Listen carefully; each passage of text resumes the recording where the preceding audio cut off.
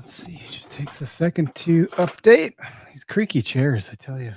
Time for new ones. Oh, I don't have the kind of money. Not for the ones you really want. Chairs are not cheap. Dude, there's Nothing's no cheap. cheap chair. Even cheap chairs aren't cheap. No. But the old saying goes, you get what you pay for. Oh, here we are. Let's just get that audio of that. Yeah, let's just work this right out. Oh, yeah, I bet you could get some WD-40. I don't think that's going to fix it, man. I bet you it would help a little bit. It's water displacement 40. It's really not going to fix a creak. You think it's the hydraulic stuff? You need a petroleum-based lubricant to take care of this noise. You're the resident, you're the HVAC guy. I feel like you could have something to do with fixing this. Oh. Not like you need more work to do. A jack of all trades and a master of none. Master these chairs. This is the Okayest Hunter podcast. Never pass on shooter bucks, if that's just meat in the freezer. It's your tag, you hunt how you want. This is Okayest Hunter.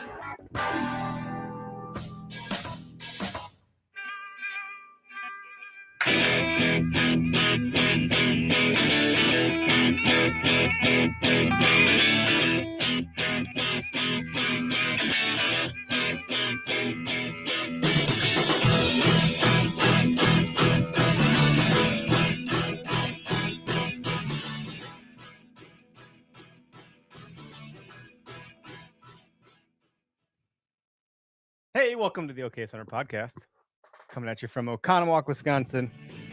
Just messing around here at the audio. I feel like when I have the music up, I have to yell over it. It's kind of weird. I've noticed that. So I'm just going to turn it way down and say thanks for tuning in for another week of the Okayest Hunter podcast. Greg's just in here shaving his arm. No, I'm not. I'm scratching it because this knife isn't hardly sharp enough to cut butter. Ooh, so I guess I got to sharpen it. I got to do some work on that. Okay, that's fun. I'm gonna talk about something before we get rolling here. Oh, you got to get it off your chest. Well, Here it comes, guys. I'm gonna change up how we go through our partners because I just roll through the beginning, and I feel everyone that we are partnered with has assured me that I don't have to do that. That I just need to. It's on the screen. You can see that they're there, and as long as we're natively and organically talking about them, which we tend to on most episodes in some fashion or another, and weave it into the fabric of the show, I think that'll be a better listening experience to the chagrin of the partners that we have. And that way, I imagine everyone just kind of skips through the beginning, just skip kind of thing, which is fine. I don't think that's a problem. I think that's pretty common. Oh, this thing's gonna die. I gotta make sure this is here we go. Charge. Why? So is that's your cube on the floor? I see a I don't know. cord unplugged from something. Do I dare go into that rat's don't nest? Touch the cords. Oh, I see. I do see it. At some point, no, that's the computer. Oh, that is okay. That's the computer, but this is the shit. It is computer. Well, okay. Anyway, I'll figure that out. I mean, it's at 99%, but it'll die before we get into the show, so I don't want our camera to go out. Oh, there it goes. It's charging. Don't breathe. Okay, don't touch breathe. it. Hold your breath. Don't even look at it. God, interrupted by technology, per usual. Let me I love look right at the camera here, and I will say what I was saying, which was we're going to weave that stuff through the fabric of the show. That sounds like a really elegant way to say it, but what was I saying? We're brought to you by Nosler. They're our presenting partner, so they will get the attention at the beginning of every show because they're, taking the lion's share out of the chunk to do that. We're covered up in ammunition for a good chunk of time. Greg and Derek are going to be going to Oregon to do a blacktail hunt in October. Dates TBD based on Derek's PTO because he's a teacher. But y'all are going to be fine in regard to that. And they give us a really hefty discount code for our listeners. So code OHP, 20% off an Osler ammunition, which makes it less expensive. That code makes it less expensive than some of their competitors. So really proud to be partnering with them. They're coming on the show soon. So I was hoping to have that episode sooner, but schedules are busy and that's fine. the reason I want them on the show is to lay the foundation for letting them talk about their brand and letting it breathe and getting some of their expertise on rather than my dumb self. Greg is a great spokesperson for them, speaking to the mechanical nature of firearms and ammunition and so forth. So nonetheless, there's that. We do have Don't put that shit on I'm me. going to put it on you. Dude. God. It's totally a you thing. It's not a me thing, but I'm happy to shoot stuff and let it just drop. Like that's a great outcome. So we do have a new partner announcement, which is Muck Boots. And I got to say, like, I'm proud to be working with all the brands we're working with because they understand the value proposition. They like our message, our tone, our ethos. They enjoy the show. They've heard of the show. They know of us. This isn't like completely out of, thin air. I've been using Muck Boots. That was my first real pair of boots that I ever purchased. The first boots I ever had were from my dad. They're the Mickey Mouse ones from Right. World War II. They're white. And until I bought my own pair, that was what I bought. And I still have that pair.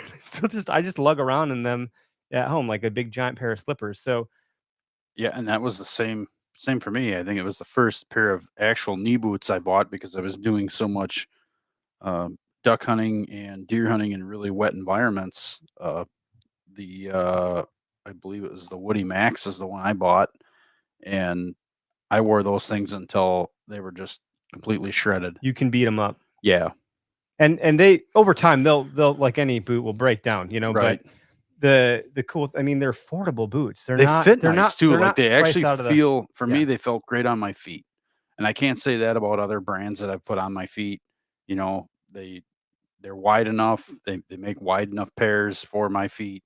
And they're just comfortable. They're not too heavy. They don't make a lot of noise, especially when you're talking a neoprene boot.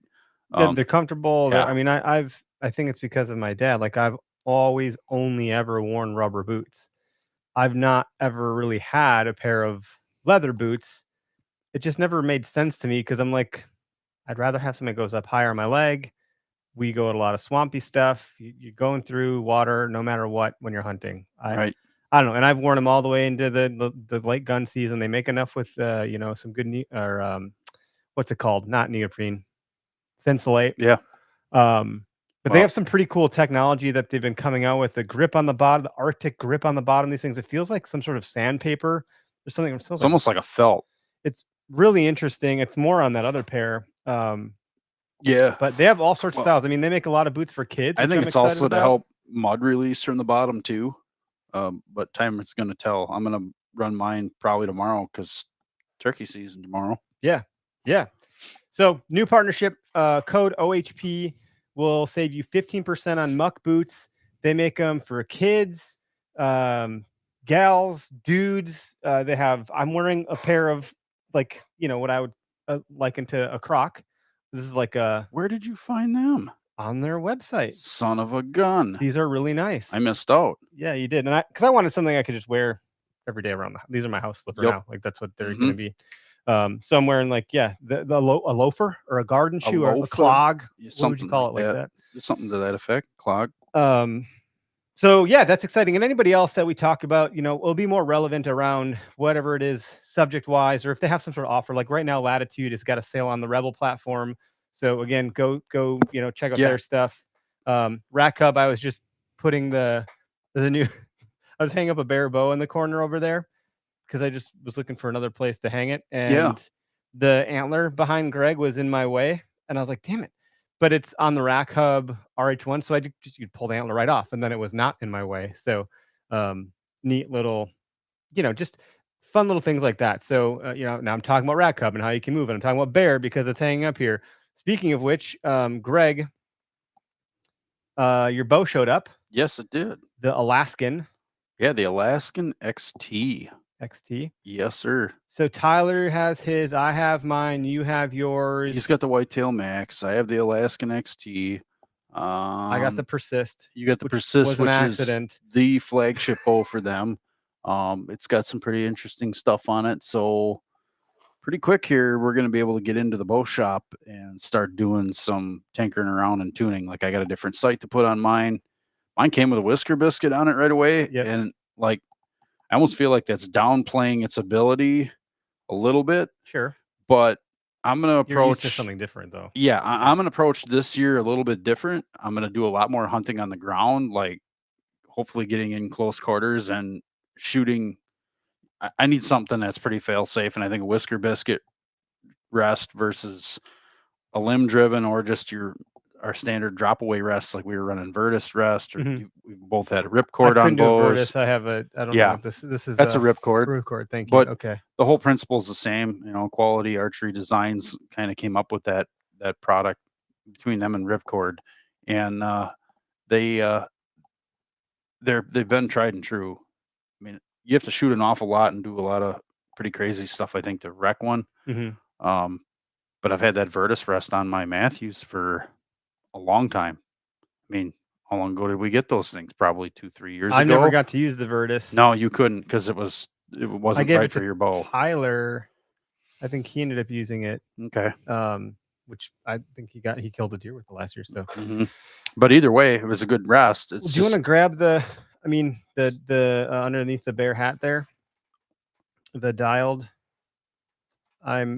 It's in the box still because I don't want to. I don't know, you don't have to take it out, but that's what's going to be going on the new bear bow for me, which I've been shooting the HHA. Is it the Tetra? It's the Tetra. We both got Tetra. I'm so bad with product names. I feel bad for the brand partners we work with because I don't know product names to save my life. That was a tried and true site, honestly. I like that. Yeah, never had issues with it. Excited about this because it's got 3 dots on the single pin.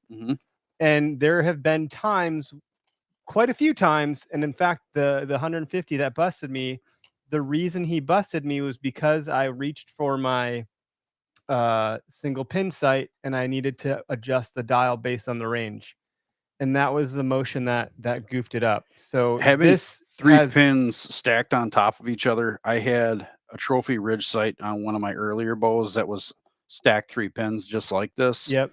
And it was like, didn't even have to think about it. Looked at it, got a quick range. Yep, I know I'm not using the top pin. I got to use the middle pin. No messing around with adjusting anything. So that's going to be the nice part about this, having 3 pins stacked. That I know within a because you pick your range much like this side over here. The single pin, you pick your range, but then there's ranges within the range, if I'm speaking to that correctly. So I'm pretty excited to get that on the bow, to start to get it dialed in, break in the new strings because it's a brand new bow, and really get extremely comfortable with it. And I mean, I've been waiting for you to get yours so we can go do this together. Yep. Keegan's going to be in town mid-month to end of month, so it'll be cool to have him with us too, and get Tyler there as well. So if we can lump us all together and have Greg there with us to be our guy to call us dipshits every 2 seconds but be nice to us about it. I don't even do that. I think our local archery shop, Whaletails, they're good people too. So they're going to help us out a ton. Excited. They have all the tools that I don't have, so it'll make that job much easier. So you're looking for something on Allen wrench? I'll got one down here. I was thinking about playing around with it while you were talking. Yeah. Greg can't help himself from tinkering on stuff. Anyway, ADHD. But, I don't know if it's easy enough to get back in the box, but that's what I'm going to be throwing on the Persist, in part because I have this other bow that's fully loaded, and I don't know yet if I'm going to stay with the Persist or go back to the Legend. It's going to be a comfortability thing for me. So I've been shooting a bear even well before we had our bear partnership. I was shooting the Empire, which is a single cam bear, and that was the first deer I killed was with that bow. So, or not the first deer, but the first buck, also the first deer. Holy cow! Anyway, so we don't have a topic tonight. It's just Greg and I here. So hoping that the phone lines light up. Phone lines are live. If you're listening live and you want to call in, the phone number is 262-757-4122. I will throw that up on the screen in our ticker so you all can see that. Actually, I'll put it. Where can I put it? So it's easier to call. Maybe I'll try that. So it's on the screen. It's in the description of the podcast if you're watching on YouTube or wherever, Facebook, so forth. And so, just a little bit of housekeeping on how we're going to run the format going forward, just to make it easier. So it's not such a mouthful at the beginning every single time. Although some of the comments are like, I never miss the beginning of the show. We start off by saying it smells like rubber in here. That's kind of funny, but there's a reason for it. So we got all these rubber boots in here, so that we're gonna gladly break in. So anyway, code OHP in case you didn't hear that part.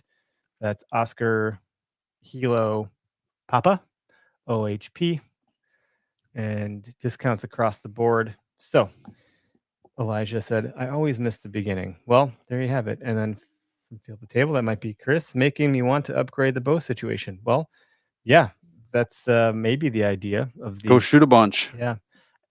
All the bows nowadays, I think, are really pretty darn good. It's just like trucks. They're all pretty darn good. You just got to find which one comfortable. Fits the best for you. Like I already know what I want to do to mine to make it fit in the palm of my hand better. Just grabbing it out of the box, sticking it in hand, it doesn't feel bad. The grip is nice and flat to fit into the palm of my hand. What are we talking about here? The bow, man. This episode's titled Bromance. So I just want to make sure I was clear. And you're getting all weird on me. The terms you're throwing around. You're the one saying stuff. Well, yeah. When's the last time you were here? It's been a while, man. It's been a hot minute. I think I'm not going to try to make you feel awkward. Whatever. I'm used to weird shit coming out of your mouth, so it's fine.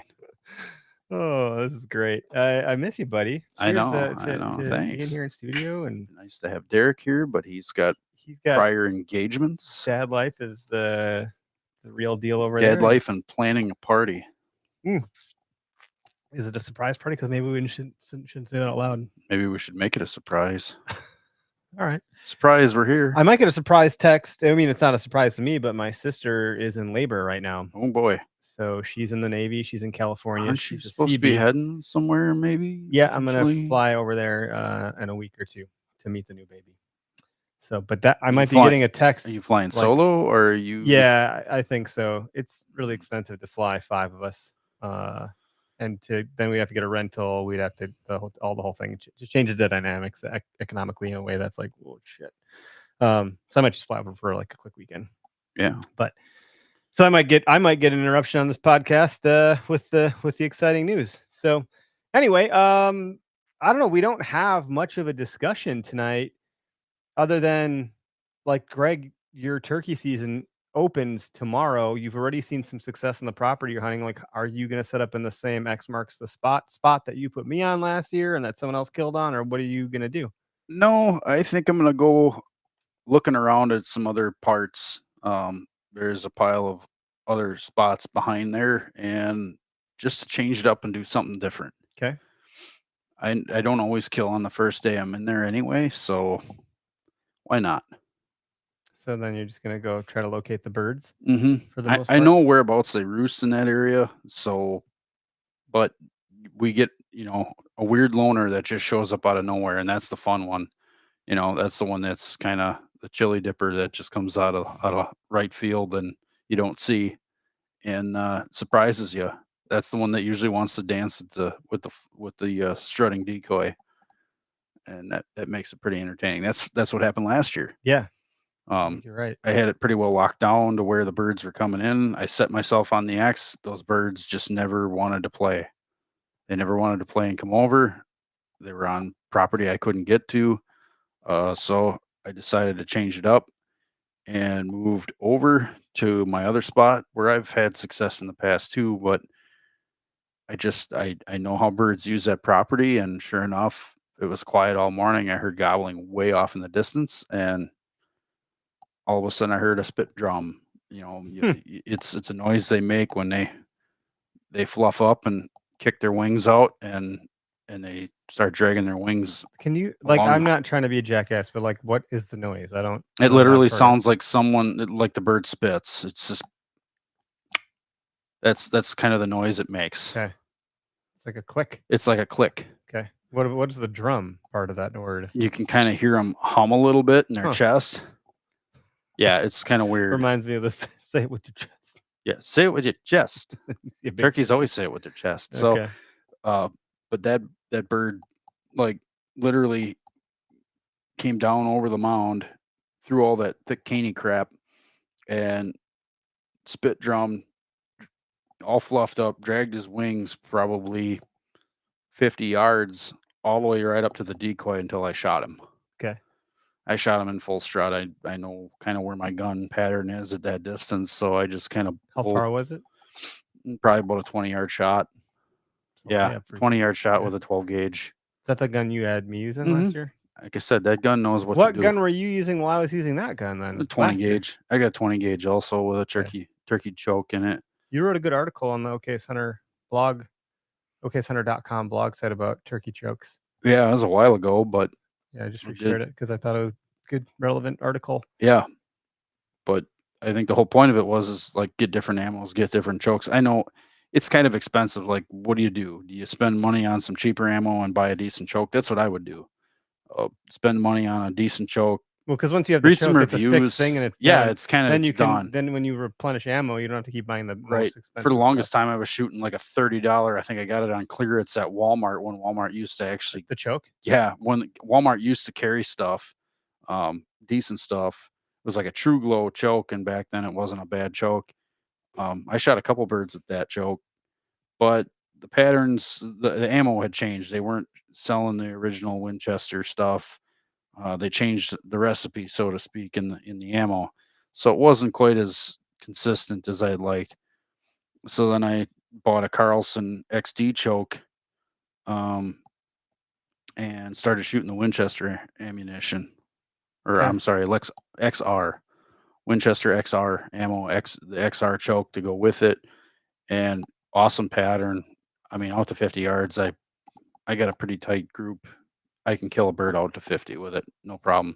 60 is kind of a poke. I wouldn't want to, because by then everything's losing its velocity. It's just not what it should be. It's like birds like, ow, the heck was that? Yeah.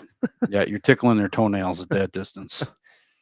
So I did some shooting. I tried different ammunitions with the basic choke. Heck, I even threw my full rem choke in, because it's a Remington 870. It comes with a full choke. And can you, for us lay folk, the choke is just constricting the shot out of the gun, so you have some variability it changes your shot string pattern coming out of the gun. So I guess you could get an improved cylinder. Cylinder would be like really wide. Really wide pattern, depending on the ammo, but it's usually pretty wide. Improved cylinder brings it in tighter. Improved modified a little tighter. Modified's tighter yet. And then you have full, and then you have a turkey choke, which is really tight. And the reason you want a turkey choke is if it's within close range, you can take the head out. That's not even so much the reason. The logic here, like why would I want a wide spread? You want a tighter pattern at longer distance. It's a lethality thing. You're keeping more pellets in tight versus spreading them out wider. Like for shooting clays and anything really light on the wing, doves, rabbits, something that moves really quick. Shooting teal, and that's a whole nother conversation with chokes and waterfall and steel shot. But when we're talking lead shot, you want tight for turkeys, just because it's going to keep more pellets in the kill zone. If you spread them out, you're not shooting at a flying target. Yeah. So you don't need your shot string so wide. So if your pattern so wide. If you don't have a choke, is there a certain ammunition that like you would recommend or that you're aware of that would help achieve a tighter pattern? So when you say don't have a choke, every shotgun has a choke. Okay. Whether it's a compressed choke barrel, like the really old guns, you look at the side, like my first gun that I shot was a Remington 870 Wingmaster from the late 50s. It was my dad's gun. And that was what was called a compressed choke barrel, where you had to change the barrel out because the barrel had different compression in the end of it. That last 4 inches or so had a different compression rate. It was like picture a funnel, right? Well, if it was a full choke, that funnel had a tighter neck. If it was a modified or an improved, it would have a wider opening. So what it does is it spreads the shot out. It gives the shot a wider area to pass through. Okay. And in turn, it also broadcasts a wider shot string or wider pattern. Make sense? Everything you're saying makes sense. Okay. Where I'm like, what would you purchase to?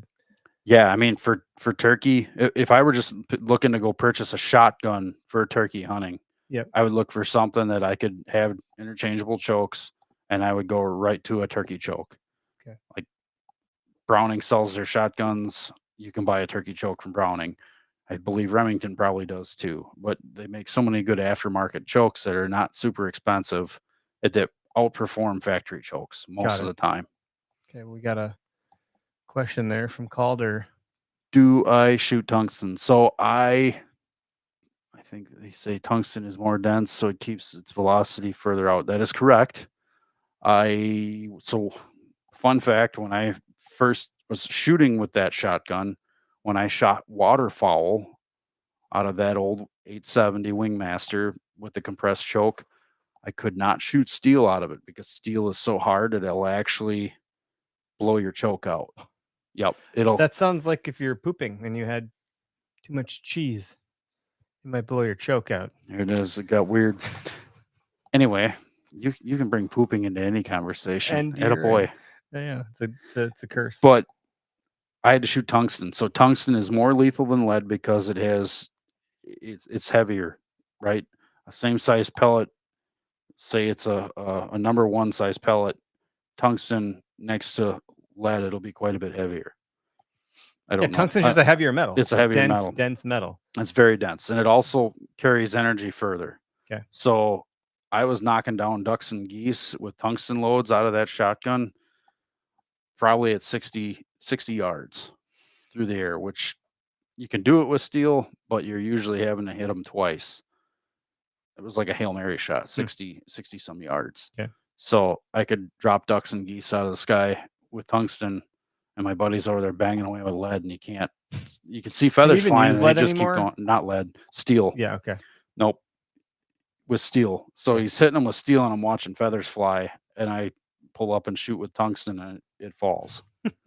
So that's waterfowl. Yeah. But with turkeys, I mean, that's a stationary target unless it's running around, and you can still get a shot at it. Straightforward. But yeah, tungsten. I mean, like when that turkey rolled up that I shot, I already had my barrel up. You know, I'm just ready.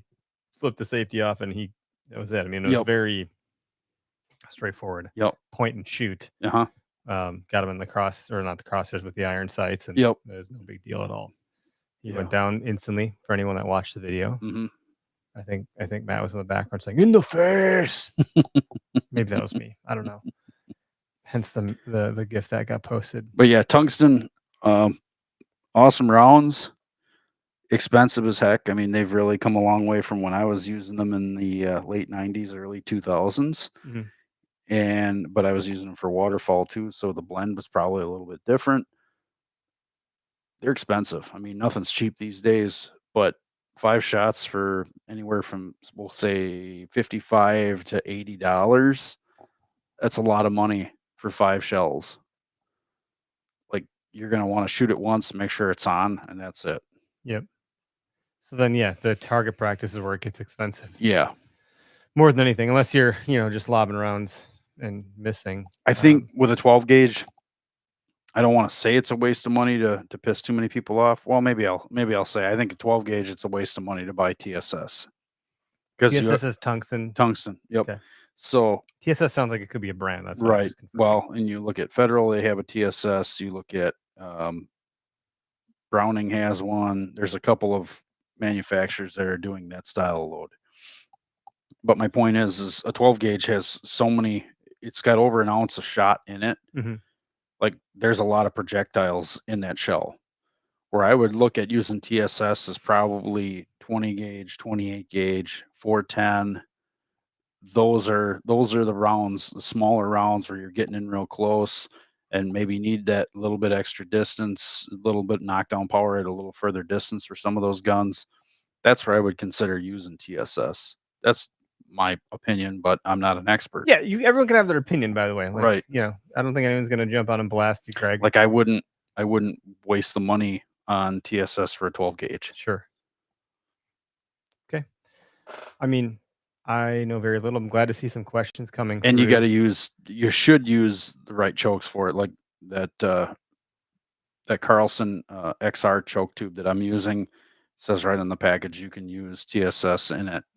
So there's got to be, what are there any like good YouTube resources that like you would say, oh, follow this brand or this guy or gal, or I imagine you could find some information on YouTube also, but I don't know if you have any recommendations. You just seem to know some shit, so maybe they just follow Greg Tubbs. no, I mean, you don't need to follow me. I mean, there's plenty of information out there. You just read stuff. Like I just find articles at random and I'll read things, and then if I find the need to test it, I'll go buy. Like they made some kind of hybrid ammo that was a mix of tungsten and lead.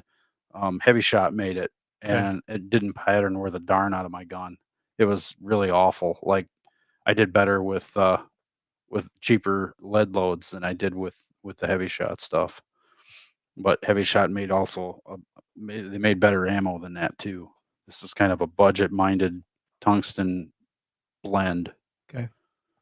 I was just thinking, I know Spartan Forge is coming out with their Cyber Scout, and when Bill was on the show, I think he was talking about some of that, or he's been on some other shows talking about it. Obviously, I've talked to him about Cyber Scout, which is basically like the outdoorsman's version of Chat GPT. Okay. And Bill was sharing that like he had asked it how to build out an AK or not an AK, an M4 AR in in a certain type of militant configuration. And I forget what the term was, but him being in the army, he knew what he was looking for, and it spit out exactly how to do it. So then he followed the directions step by step, and he built the AR the way that it said to, and it is all functional, obviously.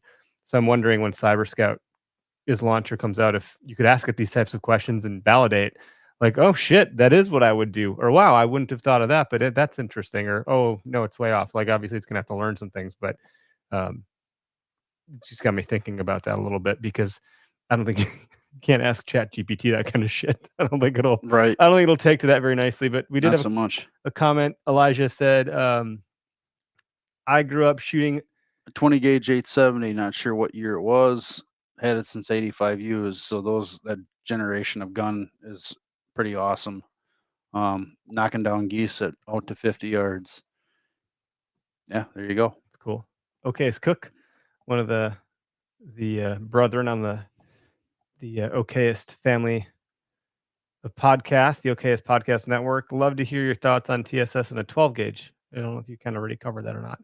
Yeah, I mean, to some degree. Like I said, I think it's kind of a waste of money, but just because you already have a pretty high pellet count, unless you're trying to shoot birds out to 60 plus yards, dead is dead with lead.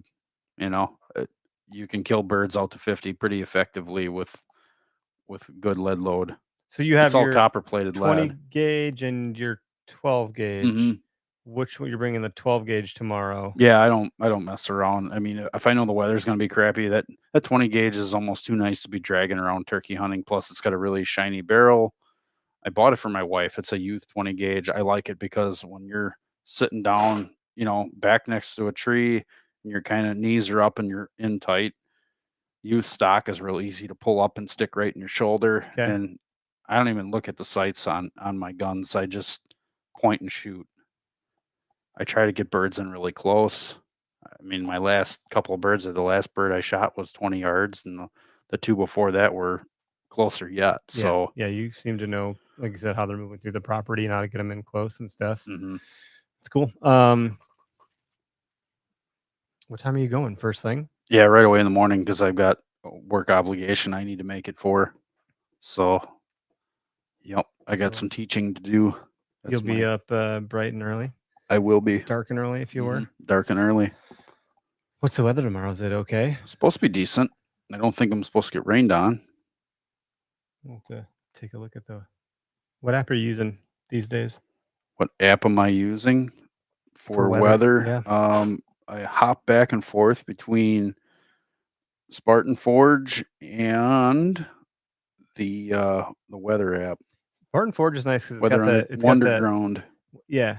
Well, Spartan Forge has that historical.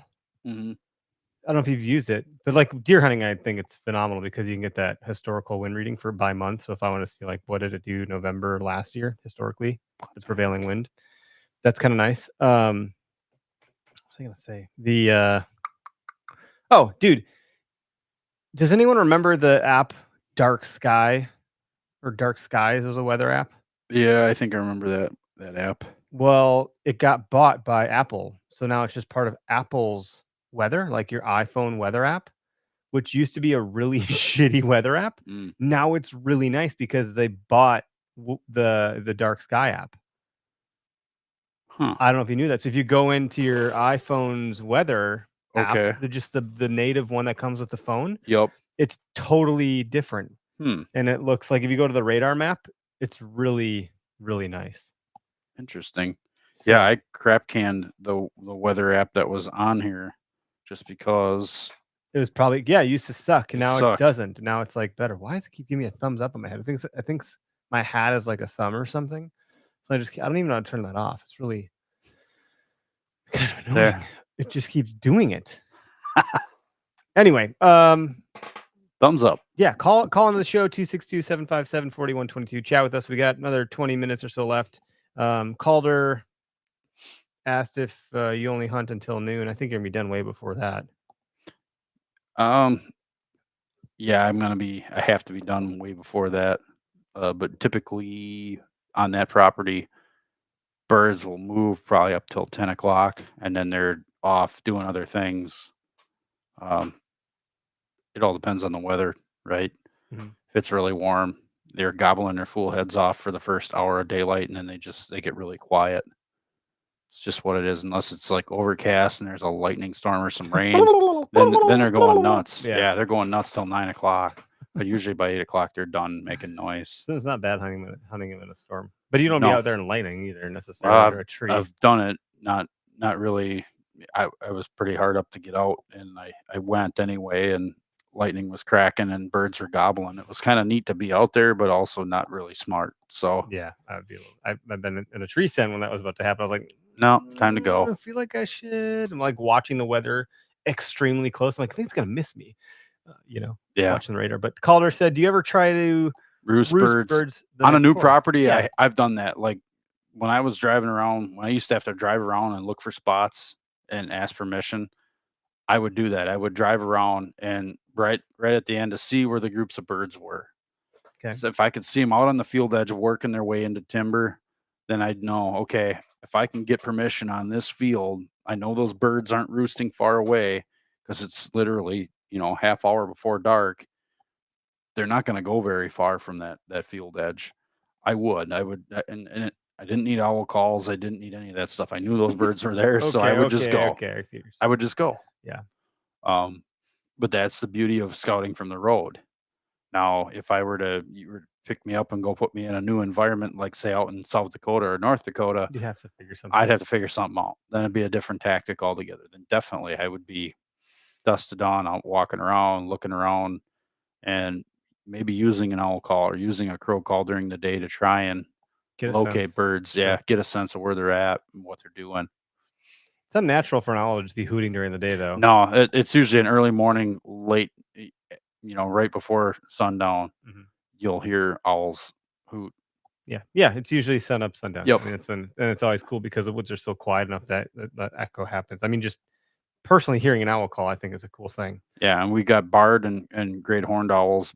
Both of them make noises, and the turkeys, if they're close and they're not real happy about it, they let their presence known. Did you see someone shared the video of the two eagles trying to attack that tom turkey?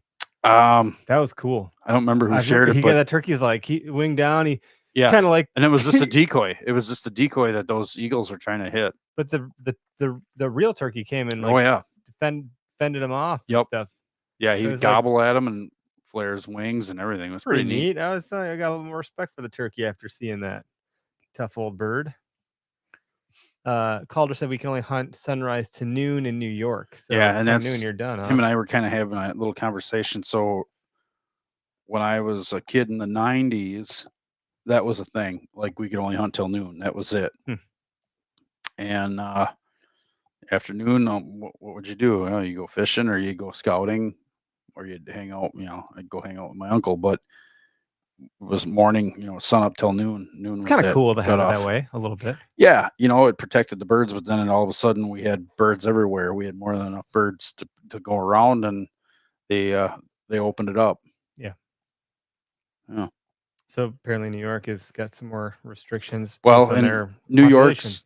New York's population isn't what ours is. I mean, if you look at New York, they don't have near as much ag land as we do. Mhm. They're hill country, mountains, so to speak, Adirondacks. There isn't as much cropland there, so it's harder for those birds. That makes sense. Have you seen? There's just things I don't know, and I actually should text Paul and tell him to call into the show. But then we'd probably be here for another 2 hours, because I'm gonna text him real quick. Basically, the one I was going to ask is, sorry, let me just get this on 74122. Is when people take photos of their grip and grin of the turkey. Yeah.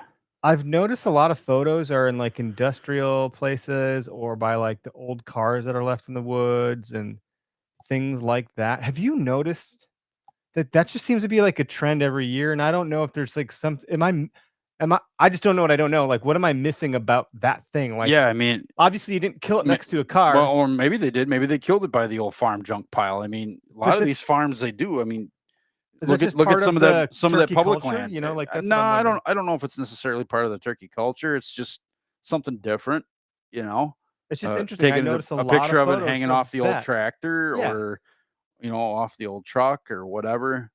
It's no different than a tailgate picture per se, other than maybe it's a little more artistic background with some rusty old metal behind it. But I see that as like a very common thing, and I thought, have I just missed the memo about what you're supposed to do with the turkey? I don't know, and I don't know like again, is it just because it's there and on an old farm, or like obviously we have people listening into the show right now.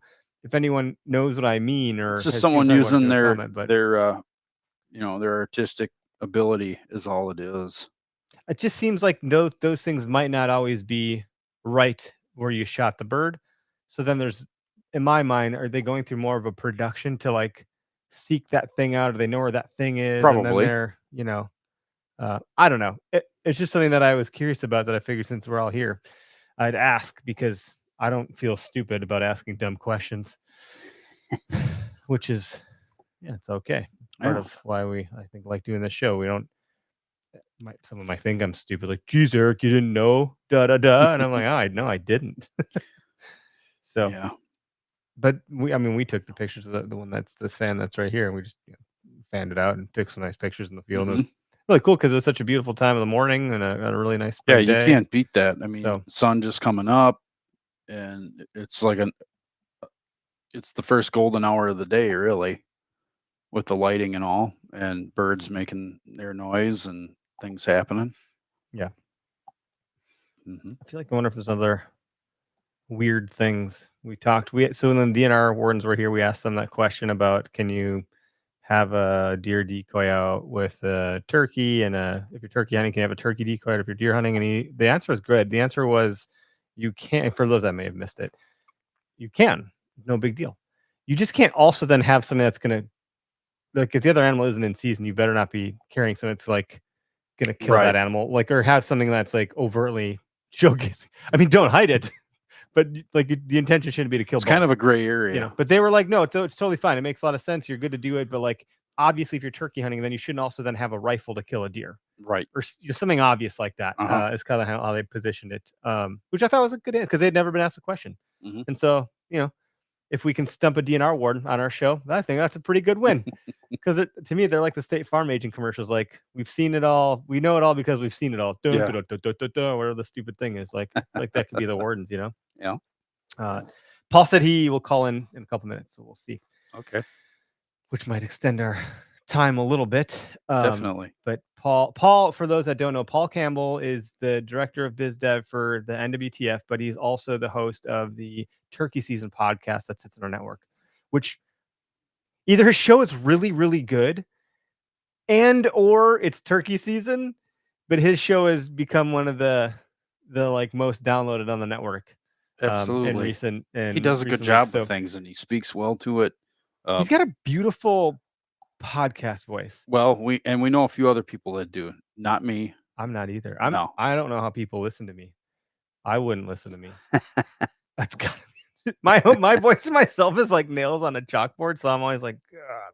Anyway, the podcast isn't like tactical. This is how you kill a tom in this state, or we're gonna do a Grand Slam. It's the culture and history of turkey and turkey hunting, and that's what makes it fun. Really like very narrative story to be part of the culture. I think that's a big part of it, right? I mean, I got you to go last year, and you're like, whatever. I'm looking forward to it. Yeah. Well, you're gonna have to work a little harder this year. I got a new blind. You got a cool new blind to try out. I might just putz around on public land and pop that up.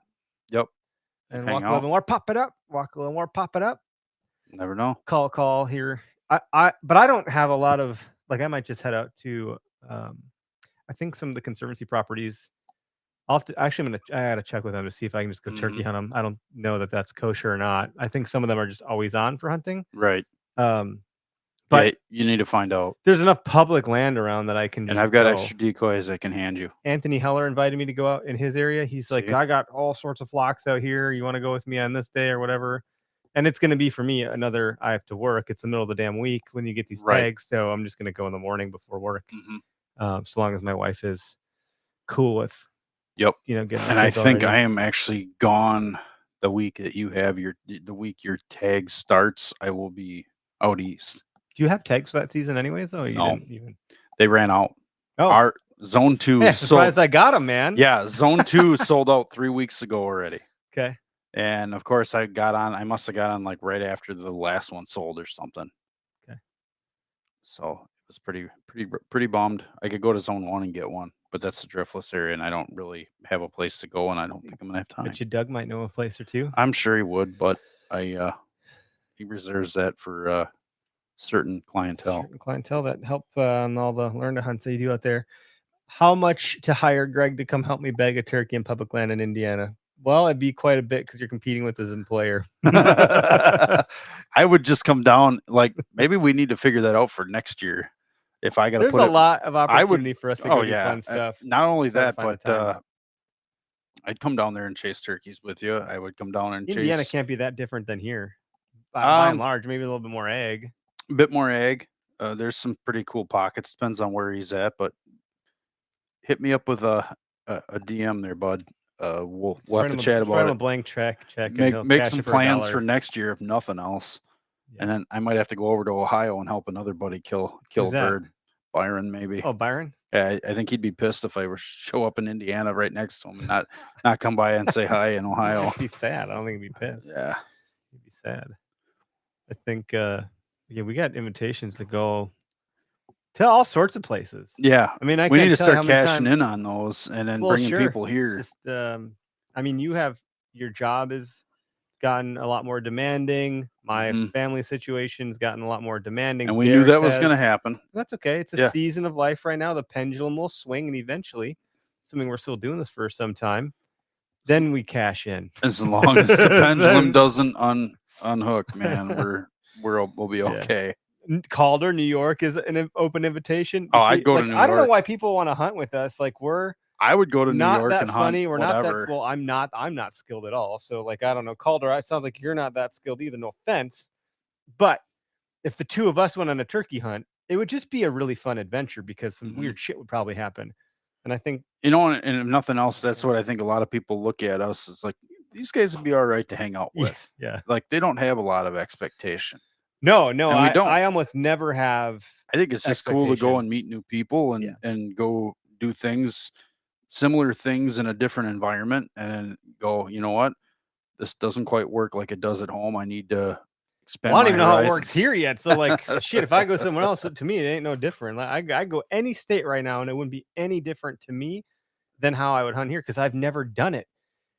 That's not true because I've done it with you, but that's not the same. That was basically a fucking guided hunt. Lock, stock, loaded. Calling, I knew the spot. Pick the whole. We put you where you needed to be, right on the X. It's probably the worst way to start turkey hunting. We just needed a guy that could call. Matt was like, I would love to call. And Matt loves to call, and Matt is Matt is the Pied Piper of turkeys. He can get birds to come in. And he'll always say, no, I'm not. That's humble. That's humble bumble Matt. Yeah. Give him a whole lot of credit because he builds an awesome call and he knows how to work that call. And he's just a good guy to be around. He's not cocky. He's not arrogant. No, he's truly there to help. And he doesn't give you crap. He wants to be helpful, just like I do and like you do. Yeah. We all want to be helpful. I can be helpful in my own way, and usually it's in a different way. It's like, hey, Eric, how do I grow this or build that? Or, right. I'm like, oh, happy to help you. We all have our lot in life, right? It takes all kinds to make the world go round. I am pretty proud. My buddy Clayton reached out to me. And you've met Clayton, I think. Yeah. Right? No, you know what? We were supposed to go to deer camp and. So that's sad that you didn't meet him, but maybe we ended up sick with COVID at my house. He secured permission in an area in Michigan where he hunts from like a landowner, and he's like he's a UPS driver, so he's out there knocking on doors while he's working. That's perfect. And so he's already got strong bonds, relationships. So then the guy's like, oh, you got a camo hat on. Do you hunt? He's like, yeah, matter of fact, I do. And then, of course, they start talking about deer hunting, and he gets this permission. And so he's like, dude, I don't have a freaking clue how to approach this property. I'm like, send it to me. Send me the coordinates. I'll pull it up on Spartan Forge. I can look leaf off, leaf on. I can go back in the history, look at the crop in the egg fields because there's an egg field right behind the property. Yep. I can tell if it's going to be corn or beans based on the rotation. We can look at that. Looked at the property, did a screen record, did a VO, like a voiceover, and said, like, based on where you can access this property, I would go this way. I looked at the historical predominant wind for like the peak rut time, which is when he's gonna be hunting. Yeah. And I was like, I do know some stuff. Nice. I'm figuring this out. So like what I know in contrast to what Clayton knows so far is quite a bit more. Yeah. And I felt really excited to help him. But Clayton was, and he felt really excited Clayton to knew, get the like, information. hey, this isn't my game. I need to learn this game, but who can I talk to that knows a little more than me? It's pretty neat. Yeah. But like there's other people. You don't give yourself enough credit, but sure. But there's times you give yourself just the right amount of credit to go, you know what? I don't know everything there is to know, but I know a little bit. Yeah. And I'm the same way. Well, so I think Clay, I can't, what's his, I'm blanking on the last name right now. Not Clayton, my buddy that I was just talking about. Clay Thurman. Clay's a sharp guy. He's a killer. Yeah, he's a killer. He does great. He's one of the guys I'll call when I'm like trying to get some serious shit figured out. Like you, him, Derek are my go-to guys. And so I'm talking to Clay and he's like, all right, either I'm really stupid, or I really can't figure out saddles. And they're not for everybody. I sent him some information. Right? I broke some things down, and he's like, you don't give yourself enough credit. You just taught me something that I didn't know.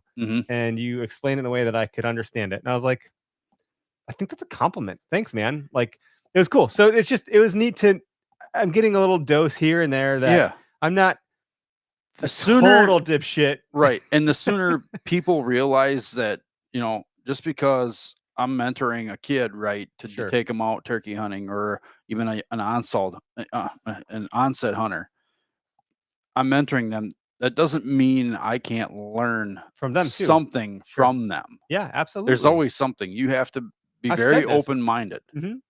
Be open-minded. Be willing to see something different and try to understand it. And if you don't understand it, try to approach that person diplomatically to ask the right questions. That's a good disposition or perspective. I'll add to that and say, or echo, I don't know. Some more bourbon here real quick. Thinking juice. This is my time, to do. Don't lose your thought. To do what I like. Oh no, I got the thought. You do? You're holding more? You said naughty little I know you thought. gotta drive home. Naughty. Pat you. There we go. Thank you. So my thought is that at some point, like having, I think Holly taught me this a long time ago. She's a teacher, but like growth mindset versus fixed mindset, and to expand on that further for those who already know that terminology. There's all this like talk about comfort crisis is a book that was written, and get comfortable being uncomfortable, and like everything good in life happens just outside your comfort zone. I could do quotes for days about this shit. Right. And I think I just sent you one from George Clooney talking about like you don't learn anything by being successful, right? You learn it by failure. So there you go. To continue with that, when you start feeling uncomfortable, when you get out of your quote unquote comfort zone or on learning, you're going to feel really stupid, genuinely. And that feeling and as well you feels should, uncomfortable. because that's part so of then it. People just go back into what they know and they don't feel comfortable learning new stuff. So then you get too tied to the identity of, I do things this way. This is how I do it. This is the only way that works, whether you're successful or not. If you're not seeking out new information that challenges your belief system because it feels uncomfortable, and I could go into every segment of you can talk about math, marketing, farming, religion, whatever. Religion's huge, right? Politics, right? Yeah. Unfortunately, in social media nowadays, we live in echo chambers, which means you're only going to hear the things that you want to hear and see the things you want to see, because the algorithm is going to feed those things to keep you on the platform. Right. So anytime something new enters it, it feels really abrasive, potentially uncomfortable. Mm-hmm. If it feels abrasive and uncomfortable, you might want to take a second to absorb it, study it, learn it, and see if you expand your mind a little bit. And I think with hunting, anything, it can feel really uncomfortable to try to learn something new or different, because now you're so far out of your zone that you're like, yeah, F that. I don't want to feel bad at it's something. uncomfortable. I want to just walk stay the feeling line. good at it. But if you're going to grow and learn and get better, you have to be. I'm always willing to look stupid as shit. Not care, because I'm always curious and trying I've to been told I'm dumb and stupid plenty of times in my life. It's like, yeah, whatever. Let it roll down my back. I don't give a shit. Yeah. I'm going to screw this up and I'm going to learn from it one way or another, or I'm going to come out looking okay. Yep. Yeah. But then at some point, like, you might actually trip into these things more frequently, Not a bad deal. So I think that's a soapbox thing. Sometimes a willingness to help is better than the guy that knows everything. A new perspective can be very helpful. Calder, man, you just on top of the comments tonight, buddy. He's our guy. Yeah, I like your new stickers that you got there from OK as Cook. Yeah, OK as Cook. Thanks for the cool new stickers. They're going to be gracing a cooler in, I don't know. Do I dare put this in the back of my truck? I mean, you could. You want to be called the OK sticker on your truck? I don't clean, care. It's nice. It looks good. It looks matches nice. Your other one. They got the fork logo that's got the bent prong because it's OK. Mm-hmm. They're really following. They really are on brand with the OK as Hunter. Like, they mimicked it really well. Which, by the way, I'm going to shameless plug. I don't have any more OK as Fisher stickers. I'm going to have to get more. Wait. Well, I think we have more as a business. So if you need more, we can just get you some more. Because we had to stock up on them for the trade show. Yeah. So we have. Did you sell? Yeah, we did. No way. We gave a bunch away because we were giving away for YouTube subscribers. Yes. But we sold some too. So. What? No way. Yeah. Well, we sold out of them at the Iowa Deer Classic 2 years ago. And I was like, we just sold out of fishing stickers at a deer hunting trade show. So it told me like, oh, people are into this. So there's probably they're more into it, that you know about. I tell you what, our following on social is not awesome. Yeah, social's not the whole. But yeah, it's not. It's not. I don't know what it looks like. You're the man with the hands on the controls. You're the man behind the curtain. Well, you guys got rated like best outdoor podcast on some I don't know what it was, something like it's, best I didn't do nothing. That. You were right next to Meat Eater. We were not. Yes, you were. You were like number 32 or something on the list. 32. Meat Eater was number. No, you were like 24. Come on. Yeah. We just like to talk fishing over there. Yeah. Which, by the way, you're cutting into my fishing time right now.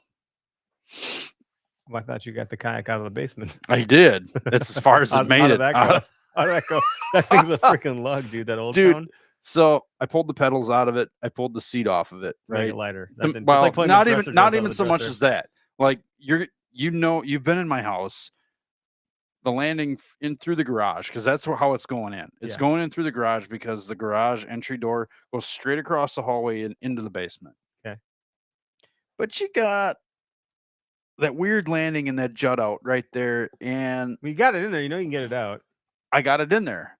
I did not remember how I got it in there, but I knew, hey, I got it in there, right? It's enough. So, you have enough information. Yeah, exactly. It's like, all right, this shouldn't be too big of a deal. Grab it, put it the front of the boat, up the stairs, get it all the way up, and there's no way. There is no way it's making around that jut out on the landing in the garage. So I get it up the stairs, across the hallway, and like if I would have had a GoPro attached to this thing, people would have been just laughing their ass off.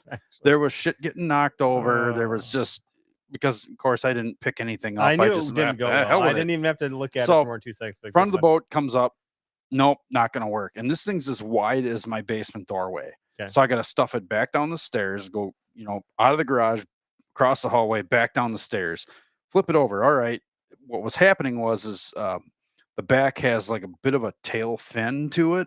And then the rudder, the steering rudder, well, that was getting caught like underneath the railing. Okay. And in the doorway. So it's like, nope, no matter what I do here, I'm not getting break through. it. All right. And then I had to worry about breaking off the steering handle for the rudder. That's a problem also. Push it back downstairs, flip it the other way. Maybe it'll work this way. Same thing, fighting with it. Nope, not going to work. Go back downstairs, push the thing back down the steps, walk around it down the steps. I got to drag this freaking thing back downstairs again. Drag it back downstairs. I got to make room. I had boxes I had staged to go to Goodwill. I'm trying to clean up my basement. I got empty boxes over here. I'm like, all right, crush those boxes, move this box of donation stuff. All right, flip it around. I had to bring it out back end first. Okay. To make the rudder and all the crap clear. Fit through. Yeah. Yep, fit through. And miss the handle without snapping it off. The steering handle. How long did this take? Few minutes, but it was like, you know how it is. It's like, shit, it could have been out already, but here I am 15 minutes later. So still hemming and hawing. Hemming and hawing over it. So I pull it up, 50-50 chance I tip it the right direction. Yep. Of course, I tipped it the wrong direction. So that was try number 3 to get it out the door. Didn't work. I'm like, it's got to come the other way. Push it back down, flip it over again, pull it back up the stairs. Across the hallway through the threshold and barely squeaked through past the log stand and everything. All right, this is how I got it in, and it's how it's got to come back out again. It's got to come out ass first, always. So, got to back that ass up, bring it out, get it out on the floor. You should have played. Got to back that thing up. So, you big fine woman, won't you back the thing up? So, set up my sawhorses and set it up on there and just kind of look it over. Man, it looks like it might be missing some screws out of it. I mean, we messed around with it. We kind of put it through its paces last year. We had it in mud. We had it in rocks and gravel. Oh, and the hull looks like the it. Prop Like okay? Prop's fine. Okay. It's the hull that's all scratched and Which scuffed to it can hell. take it. Yeah, to a certain degree. But there's a couple companies out there that are making some nice improvements for the Old Town Sportsman. I'm going to get a keel guard for the front because that is taking the brunt of some abuse. If we were to waterfall out of it, if we were to go deer hunting out of it again, going fishing with it, it's going to hit gravel. It's going to hit concrete, right? Because we put wheels on it. I mean, we had it all over the place. Yeah. So it was getting pretty tore up. The one I got, it sits very differently. Yeah, the canoe. We have both. So we have both. Whatever. But and honestly, I would love to get another solo canoe for hunting. Beautiful. The solo canoe is where it's at. Yeah. It's lighter. It's not as big of a bitch to propel by hand. Yep. That kayak is a tri-hull design. Way more drag. It's much more stable. Oh, very stable. I had 2 children in that thing. Yeah. With me and it didn't. And you can stand up and you can cast. Yes. You can cast musky lures out of this thing and not tip it over. Yeah. I mean, if you are, you're really It's you're cool. really It's a really cool rig. It's awesome. And it's got foam in it, so it's very buoyant. But it's not for paddling. It's not for speed. It really is not. Speed or built for comfort. Yeah, it's totally built for comfort. Did you motorboat them? Well, it is a motorboat. It could be. You motorboat son of a bitch. Right? No, it's a nice kayak. It's an awesome fishing kayak. I'm looking forward to getting it full of scales and slime here soon. Yeah. But I flipped it over, put it on the sawhorses, my kayak holder or canoe carrier, I should say. Okay. It's basically a set of wheels that I put on the bottom. Fishing season, buddy. It is fishing season, so, but that doesn't mean anything. Maybe Tony wants to be a guest on the OKS Fisher. I'd put Tony on. Tony's trying to get us to do anything we can fishing with him. There you go.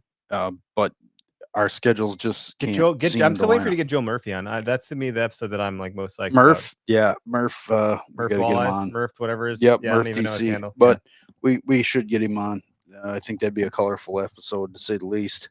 That's why I would like it. Yeah, but anyway, I had to modify that set of wheels that I put under my canoe because that tri-hull design, it wasn't fitting in there. So Got it. I just took some lumber I had in the garage, some leftover carpet from the boat.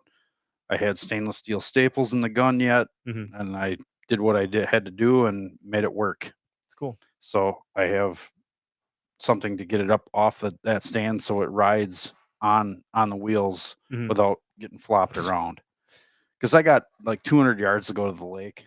That's nice. Yeah, you're in a great spot for it. I am. Definitely. I mean, you have it's that or I got to load it. Do you have a GoPro from us, right? I do. Yeah, I'm fully expecting you to put a GoPro rod on that thing. And that's another thing I'm in the process of DIYing is building some GoPro holders. Yeah, that'd be cool. And rod holders. I looked at rod holders for it. Like it has some, but they're not ideal. Like if I got to put a rod in a holder to work with a fish. I think if Ram makes some good stuff. I'm going to put some Ram holders on it. Depending on water access for deer hunting, if it's not so shallow like that. This year, right now, we're looking better than we were last year. Much better. But we got a long way to go. But we do. You know, I think getting a deer out on that thing's going to be a piece of cake. It's so if you can use the pedals, big yes. That you can put a deer anywhere on the dude. You had 2 kids, and you. Granted, they were balanced out. Like you were smart. You put one in the front, in the front hatch. Yeah. Like you can put a storage compartment. There's a lot of room in that thing. So much room for activities. Yeah, and then under the seat there's another hatch, which is supposed to be, I think, for a battery, but whatever. I'm gonna have to get a battery too, because I'm gonna probably take my ice. We're talking fishing stuff. Finder. Yeah, my ice finder. Yep. So I got an old Humminbird Gen 2, Helix 7, I think. I'm gonna try and retrofit that on there. Yeah. Yep. So I just got to spend the money on mounts and I'll get it and you're not put it on there. Forward-facing sonar, you cheap right? Bastard. We are okay at fishing, right? That's why you need. We have an okayest budget. Like I'm making. Go talk to freaking Ritter, the newest member of the podcast. Yeah, I'm not. Camp Okayest. Yeah, he's got his kayak rigged up to the nines. He does, and all Garmin stuff, really nice stuff. Yeah. But he fishes with it, right? Yeah. Like every weekend, it's a thing. Anyway, yeah. Could I get to that level? Maybe, but there'd be other things. Greg's gonna go pro. I don't think so, man. You need a lot of more time to do that and more sacrifice. Like I already have enough to do between this podcast, the other podcast, and your job and your my wife job. And and you can never do enough at home. You got to help all us dummies with our bows and our arrows. That's temporary. Still got to go paper tune shit. We got a lot of work to do to get ready for deer hunting season. I keep trying to play back in a deer hunting. You want to go talk fishing? You got a podcast to do. Yeah, I can do that. We did it yesterday. Got another episode which, by the way, is loaded up and ready to go. Good. So I'll do my job. Don't worry about me. Yep, it's all your ends, PB. Well, folks, Paul is tied up. I think he's busy. He'll probably just call. Oh, it called. Said I want a $500 Walmart gift card. It was transferred to a live representative. What the shit? Did I give him the wrong number? I did. 757 Walmart gift card. You could do some damage with a $500. I gave him the wrong number. I said 575. Nice. I typed it wrong. Going. Whoops. This whole time I'm wondering, like, when is he gonna call? Wow. And then the fact that that's what happened to him. Dying laughing over here. Nice. Oh, Jesus Christ. Don't trust me ever. Like. So you're rocking this Basil Hayden. This is like the Gucci dark rye. Dude, it literally is the Gucci of rye. The rye. Look at that. Is my favorite. Like a Gucci belt buckle. I don't know why I don't even know how to get that on there. Like I don't even know how you. That's Colpair right there. How do they? Oh, it's glue, man. It's not even copper. It's like he's gonna take the belt off my bottle. I could take the belt off. This is a bromance. We are. You know. All right, I'm gonna put it down now because you just got weird. It was on sale and it's tasty, artfully aged. I just was looking for a rye and I saw this is the only thing I can find out a rye, even though it's a dark. And this is darker. I mean, this is darker than the maple syrup dark. We got. But it's delicious. It is. It's like maple syrup next to that stuff. It's very, very nice. Okay, I think Paul was able to get through. Paul, so what are you going to spend your $500 Walmart Yeah, man. gift card What are you buying with that thing? Yeah, I'm waiting for that. I'm so sorry. I mistyped and I didn't even realize it. Well, that was a fun wild goose chase. It was. I went through the whole process. I'm like, all right, $500 gift card to Walmart. Let's do this. So Jesus. Don't follow me anywhere. How you boys doing? Good, man. You can buy a lot of turkey ammo with a $500 gift card. I can. I've shot enough this year. I'm going to need. You did a grand slam. I need to I did. That's... Finished it yesterday, man. Down in Nebraska with my buddy Mike and his son Wyatt. So cool. Yeah, it was cool. Is that your first time? Yeah, man. I've what's that? Is that your first time getting a grand slam? It is. Yeah, it's my first grand slam. Yep. So, yeah, man, it's something I didn't. It's not a single season, so it's like you can do a lifetime, or you can do like a single season. And so I shot my first Osceola last year, and that's like once that happened, I started thinking about it. Like, I started caring about it. Maybe I do want to complete a grand slam. And I went down to southern Texas this year, hunted Rio Grandes with my buddy Jeremy and Jim and Steve, and then I had this trip planned with Mike and Wyatt and our buddy Rick, and I just like really ramped up after I killed that Rio. I mean, it's for the last month it's been like a single track mine, which it's always like single track, for like turkey hunting, but it was real bad this spring. Nice. So yeah, So I got it done yesterday, man, and it was. I was excited. I was relieved.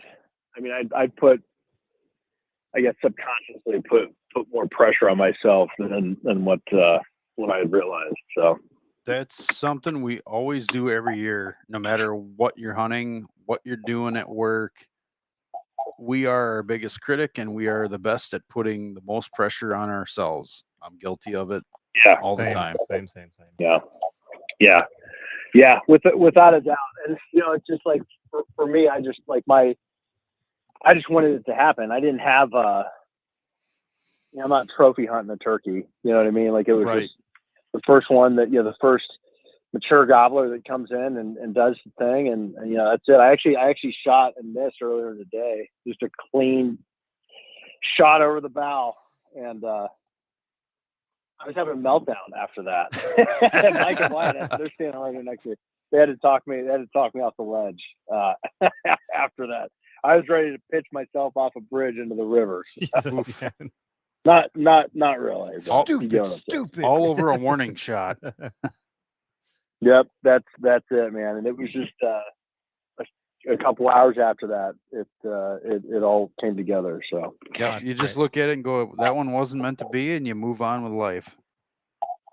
Yeah, that's it, man. Yeah, that's it. You can't dwell on it. I was more frustrated than anything that I don't know if it was just nerves. I mean, it was a tough shot. I mean, it was not like particularly long or anything. It was just there was some brush, and you just got to wait for those perfect openings, and it wasn't quite perfect. So I'm just glad that it was a clean miss.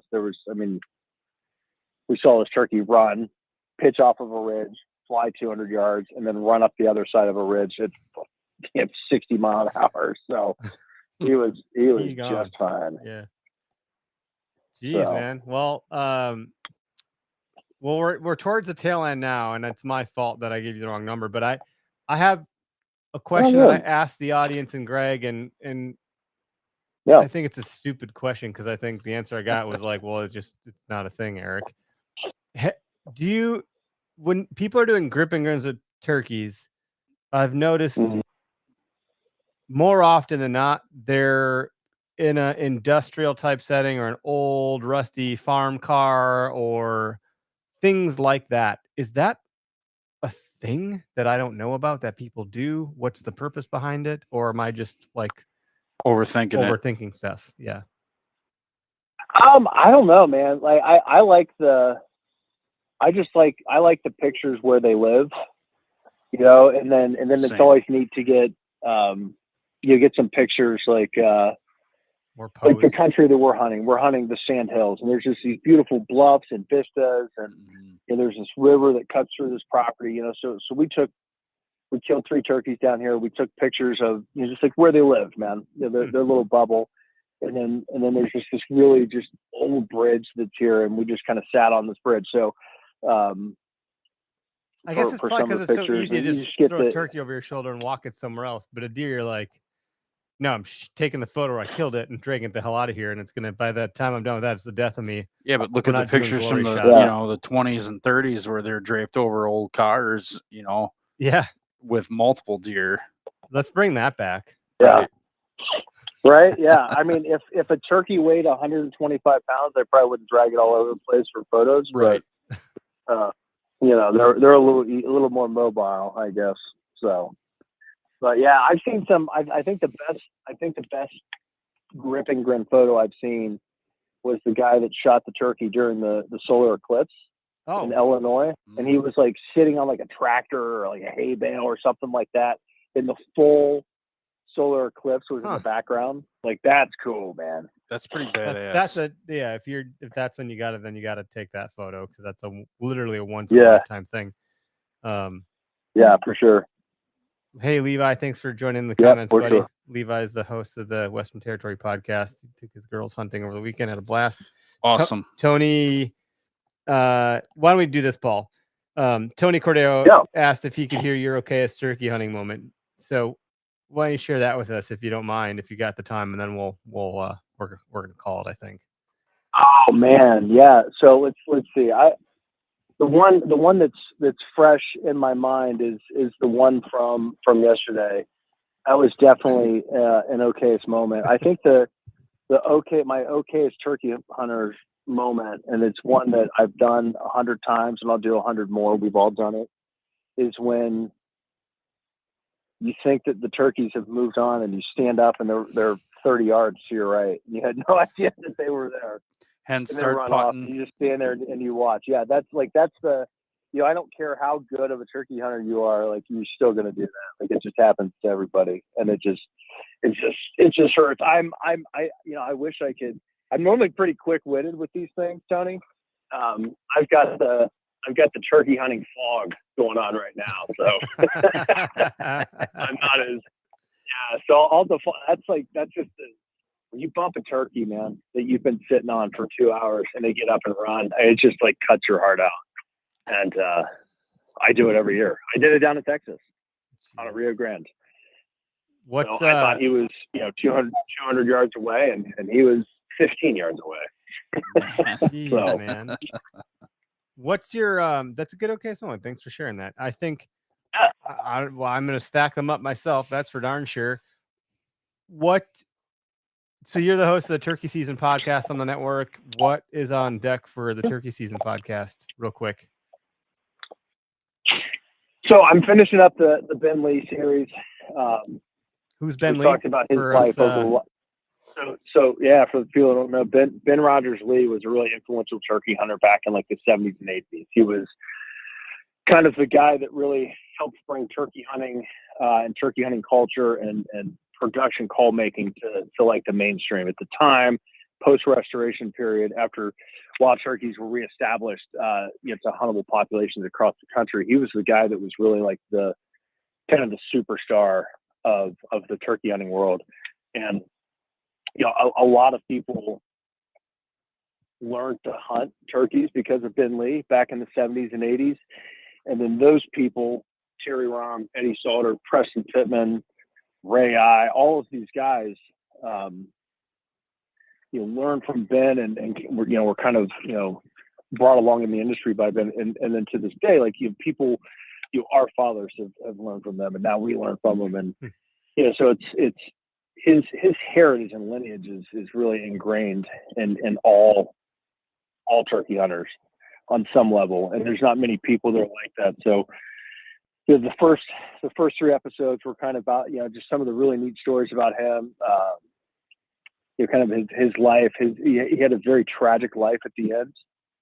So the third episode was about that, and I talked to some really cool guys. Talked to Ray I, Terry Rom, Rob Keck, Tom Stuckey. The next episode, kind of talking about his legacy. You've got Preston Pittman and Will Primos and Harold Knight, and just a bunch of these guys that interacted with him, and he impacted their lives, and in turn have impacted most of us in some way. I mean, just those guys right there. I mean, there's not many turkey hunters out there that haven't, either learned or been entertained or used a call from some of those guys. So yeah, pretty cool, man. We've got some good, hopefully some good turkey camp stories coming up with some folks while turkey season's still on everyone's mind. But right now I'm just being a turkey dirtbag, and I'm hunting as many states as I possibly can for the next 5 weeks. Cool. And yeah, man. So a lot of good stuff. Got some neat episodes coming up over the summer. We're going to dive into some just kind of like territory, like influential, like impactful places that the turkeys go home and what they mean to people. We got Land Between the Lakes, the Appalachian Mountains. So we're going to dive into some of that. So yeah, good stuff, man. Cool, man. That's exciting. And the show is being very, very well received. So you're obviously doing something interesting and intriguing for folks, giving them something different to listen to in their daily podcast consumption. So it's good stuff, Paul. Yeah, well, thank you guys. I appreciate it. And thanks to everyone that's listened. It's the response has been good, and it just means a ton to me when people say hi. So rock on, buddy. Well, thanks for calling in. Sorry for the Walmart runaround. That's my bad. That's a new That's a new one. You sent them to Wally World. I don't know. It's my bad. Yeah, just throw it in the mail, Eric. Yeah. All right. Yeah. I owe you one or something weird like that, but we'll all good. We'll talk to you soon, buddy. See you, Paul. See you guys. Bye. That's a good way to wrap up. It certainly is. Win a $500 Walmart gift card if you call the wrong number into the OKS 100 podcast. Why not? The shit. It couldn't have just been like, sorry, this is the wrong number. It had to be something weird, of course. All right. Well, folks, that's it for tonight. Was there one more thing? If you're still listening this far in, Foam Fest. I got to get on to planning that. Yeah. So what is going on with that? I had to renew my Wisconsin Bowhunter Association. Did you? I did. Okay. And I had to renew my membership at Horicon Marsh Archers is what they're called now. Okay. And did you? Yep. All right. And check so now that I off. just got to email over and make sure that my calendar date is held, which it was tentative. So I think should be confirmed. I was supposed to go to a board meeting. I was going to ask you, did you go to that? No, it's always on Tuesdays, and I'm here doing this. So Tuesdays are not. We might have to take off a Tuesday. Well, in the past, I've just moved it up earlier and then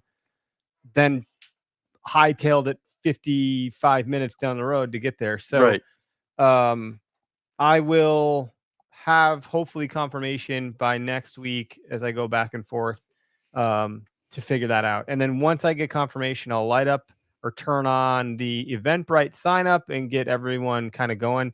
With all the partners we have on the show, I expect there will be, as per the contracts, more contribution to the giveaway.